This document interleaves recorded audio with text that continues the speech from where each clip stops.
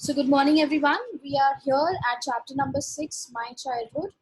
We completed approximately 5 paragraphs yesterday, wherein we were talking about Dr. APJ Abdul Kalam and his life story, how his childhood was, and what he used to do, and how he went on becoming friends with most of the, you know, you can say most of the uh, friends and all. So let's get started. One day, we are reading from the 6th paragraph. Okay. One day, when I was in the 5th standard at the Rameshwaram Elementary School, we know that he was in the Rameshwaram, he used to live in Rameshwaram. So when he was there in Rameshwaram Elementary School, a new teacher came to our class. I used to wear a cap which marked me as a Muslim. Now, which marked me as a Muslim means, you must have seen that Muslims usually wear a kind of cap. If you see in this picture, you see this cap, this kind of white cap Muslims usually wear. Okay, so we had this identity for them, you can say. And I always sat in the front row next to Ramadan Shastri, who wore the sacred thread. So, Ramadan Shastri, we knew that who he was. He was basically friend of Dr. APJ Abdul Kalam, and he was the one who was basically the son of the high priest also. That means जो पंडित के बेटे थे, right? So Ramadan Shastri के साथ he used to sit in the first row. Okay, so now और जो obviously जो Ramadan Shastri था, he used to wear that sacred thread. अब sacred thread क्या होता है? Just see here. This is basically the pundits and the priests, they actually wear this kind of a thread. Okay, so he used to wear that sacred thread. So the new teacher could not stomach a Hindu priest's son sitting with a Muslim boy in accordance with our social ranking.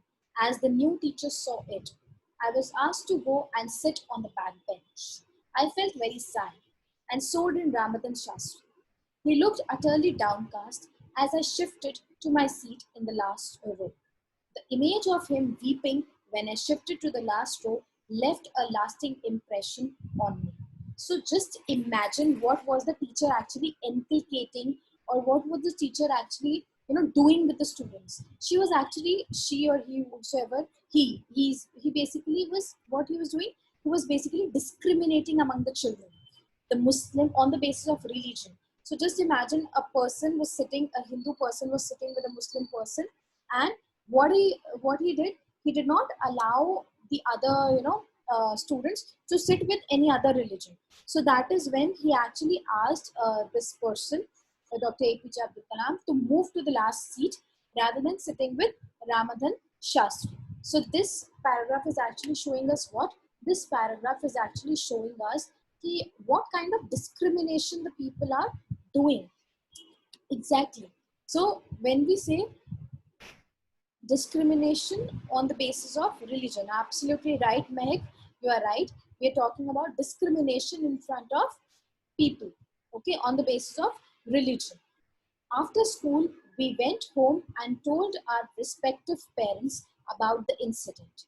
Lakshman Shastri summoned the teacher and in our presence told the teacher that he should not spread the poison of social inequality and communal intolerance in the minds of innocent children. He bluntly asked the teacher to either apologize or quit the school and the island. Not only did the teacher regret his behavior, but the strong sense of conviction Lakshmana Shastri conveyed ultimately reformed this young teacher. अब इसका मतलब क्या हुआ? Because obviously this kind of thing happened, that two friends were sitting together and on the basis of religion they were being discriminated in the class by the teacher only. So now obviously when you're children, small things also affect your mind, and that is again what happened with these two people as well. They went home and they told each and everything to their parents. Okay, now Lakshmana Shastri is basically the father of this Ramadan Shastri, okay, who was the high priest. So Lakshmana Shastri actually went on to meet the teacher, and he says, first of all, this is not the behavior that you show. कि ऐसे on the basis of religion आप discriminate नहीं कर सकते, and that too they are small children. आप उनको क्या values दे रहे हो? What are you even asking them to learn? Okay, so this is the thing that happened first. And the second thing that happened was basically that he asked the teacher to quit. That means he asked the teacher that you please leave the job, or either, and also either you leave the island. That means where you live, this Rameshwaram place, you leave this place also, because such kind of people, what they are doing, what they're inculcating in the society, what ethics and values they're providing to the society. A teacher is always been the one जो अच्छी चीजें सिखाती है. The value should be good. And what is the person actually doing? The person is actually inculcating wrong kind of values to the person, right? So this is again one thing that actually happened. And what happened at the end, the teacher obviously regretted his behavior. That means teacher को realize हुआ that what I did is wrong. मुझे ऐसे discrimination नहीं करना चाहिए. I should not do this kind of a thing, right? And ultimately it actually changed that young teacher also, because the teacher was young. So it actually changed the young teacher's mind as well, that we should not discriminate on the basis of religion ever. It should not be done at any cost, right? Let's proceed. On the whole, the small society of Rameshwaram was very rigid in terms of segregation of different social groups. However, my science teacher, Siva Subramanya Iyer, though an orthodox Brahmin with a very conservative wife, was something of a rebel. That means usually अगर हम रामेश्वरम की बात करें तो वो बहुत rigid थे अपने terms and conditions पे, that they used to have, okay, हम इस टाइप से खाना खाएंगे, हम इस टाइप से ही सब कुछ करेंगे. They had very rigid rules. Rigid is basically जो flexible नहीं होते. Flexible का opposite होता है rigid. Okay, so they had very rigid terms and in the terms of segregation कि कैसे आप religion को segregate करें. बट उनके एक साइंस टीचर थे जिनका नाम था Shiva Subramaniam Iyer. Okay, and he was basically from a Brahmin family. और उनकी जो वाइफ थी वो भी बहुत कंजर्वेटिव थी. Conservative in the sense she was actually mindset थोड़ा सा नैरो था उनका. She did not think more about it. Okay, he did his best to break social barriers so that the people from varying backgrounds and could mingle easily. He used to spend hours with me and would say, Kalam, I want you to develop so that you are on par with the highly educated people of the big cities. That means he was the one who actually motivated a lot. मतलब बहुत ज़्यादा motivation देते थे. And he was actually the one who used to always motivate Kalam as well.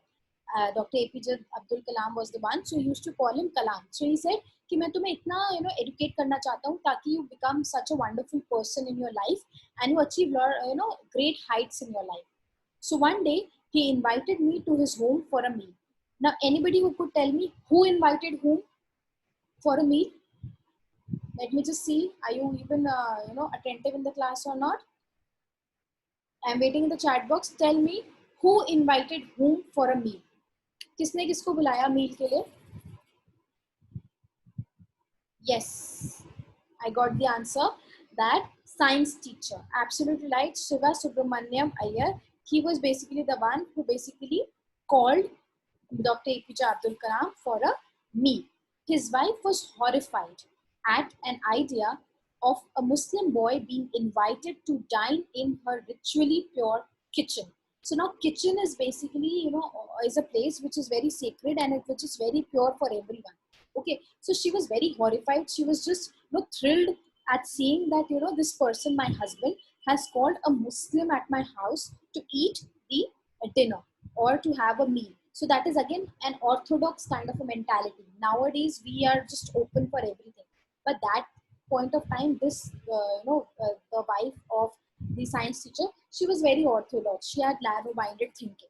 So she refused to serve in my she refused to serve me in her kitchen. Shiva Subramanyam Iyer was not perturbed, nor did he get angry with his wife, but instead served me with his own hands and sat down beside me to eat his meal. So now this Shiva Subramanyam Iyer, who was the science teacher, he was very, very, nice and kind and generous person. Why he was kind and generous? Because even though a lot of things were happening, and the wife actually said that I will not serve this person, he did not get angry, or he did not just went on sitting idly and having that kind of upset kind of a mind or something like this. He said, okay, if you can't, let me just serve it. So he served with his own hands. Okay, so his wife watched us from behind the kitchen door. I wondered whether she had observed any difference in the way I ate rice, drank water, or cleaned the floor after the meal. When I was leaving his house, Shiva Subramaniam Iyer invited me to join him for dinner again the next weekend. Observing my hesitation, he told me not to get upset, saying, once you decide to change the system, such problems have to be confronted. When I visited his house the next week, Subramaniam Iyer's wife took me inside her kitchen and served me food with her own hands. So basically, in the last meeting which they were having, nothing was happening. Okay, the wife was gone, and she did not, call the APJ Abdul Kalam, and she was actually saying that, I will not serve this person.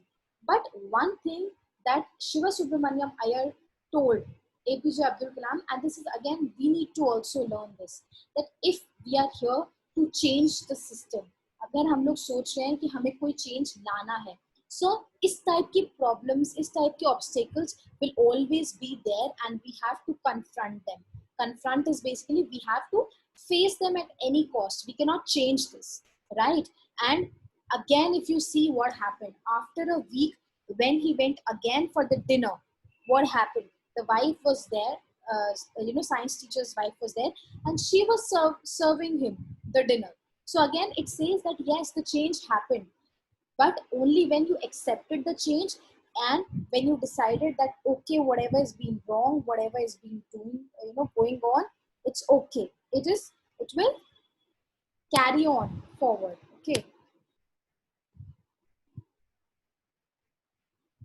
let's go on with the 10th paragraph. Okay, then the second world war was over and India's freedom was imminent. I got a message asking, ma'am, what is perturbed? I told you perturbed is basically getting distressed or basically unhappy with something. Okay, the Second World War was over and India's freedom was imminent. That means it was going on, it was at its peak. Indians will build their own India, declared Gandhiji. The whole country was filled with an unprecedented optimism. Unprecedented means new kind of positivity. Because obviously, if we have a leader who is saying that we are going to make a new India, obviously a lot of positivity will be there. Okay. I asked my father for permission to leave Rameshwaram and study at the district quarters in Ramanthapuram. So obviously he was going to study further. So he took the permission that can I please leave Rameshwaram and can I go to this Ramanthapuram? Okay. He told me as if thinking aloud. Now this is very, very, important, and we're going to discuss it a lot about this one. So just, listen to it very, very carefully. He told me as if thinking aloud. Abul. Abul is basically what his father used to call him, Abul. I know you have to go away to grow. Does the seagull not fly across the sun alone with and without a nest? He quoted Khalil Gibran to my hesitant mother. Your children are not your children. They are the sons and daughters of life's longing for itself. They come through you, but not from you. You may give them your love, but not your thoughts, for they have their own thoughts. So this basically means what? It basically means uh, So it basically means what? That he was trying to say that if we talk about a seagull is basically a bird. Okay, so seagull is basically a bird that does not make its own nest. So this is an example of a bird. Seagull is basically a bird who does not make its own nest and it flies over forever. Okay, वो जाती रहती है, it just flies everywhere. Okay, so now the father is basically comparing the child with the seagull. Why is comparing a child with a seagull? Because he's saying that yes, one day you need to go outside, see the whole world together, and to yourself only. You have to see the world yourself, go on with the struggles yourself. Every time your parents cannot be there, every time you cannot support your children, you need to, free them. You need to, allow them to go and see the life struggles and the obstacles, whatever are there in life, because experiences are the ones that the people learn from. So the children should have this kind of experience in their life as well. Okay, and then obviously the mother did not wanted APJ Abdul Kalam to leave. Obviously, why would she want? a mother is very, very, soft. You can, the tenderness in a mother is very, very high level, you can say. So she was not feeling like, letting her child go. So now what did the father say? He said, your children are not your children. ऐसा नहीं है. Obviously they are your children only, but when we talk about in as a whole about the world, they are the sons and daughters of life's longing for itself. That means they are the sons and daughters of this country also. They have something to do in their lives for the world as well, for the nation as well. Okay, they come through you, but not from you. That means obviously you give birth to them, but it's not always that they are going to stay forever with you. Up, you can give them love, you can give them your thoughts, okay, but अपने thoughts भी होने बहुत जरूरी है. ऐसा नहीं कि whatever you think they will be thinking the same. आप अपने thoughts नहीं दे सकते. All you can give is love and care to them, and then let them fly and open their wings. Okay, so this is where we complete the chapter. I hope this was clear. Let me just do one more thing.